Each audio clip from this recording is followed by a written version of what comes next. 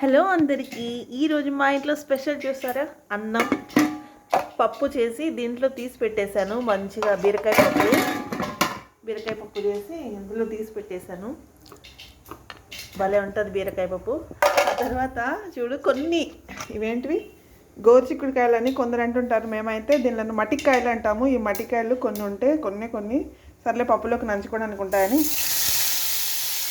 తర్వాత వేసేస్తున్నాను.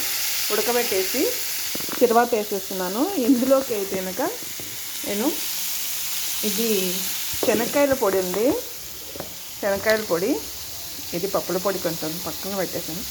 ఈ శనక్కాయల పొడి ఉంది, ఇది వేసేస్తాను. ఇదైతే టేస్ట్ పొడి ఉంటుంది పప్పులోకి నంచుకోవడానికి బాగుంటుందని కొంచెం ఉంటే ఎందుకు వేస్ట్ చేయడం అనేసి చేస్తున్నాను. దీంట్లోకి ఈ పల్లి పొడి వేస్తాను, అయిపోతుంది. ఇది ఈరోజు మా ఇంట్లో స్పెషల్.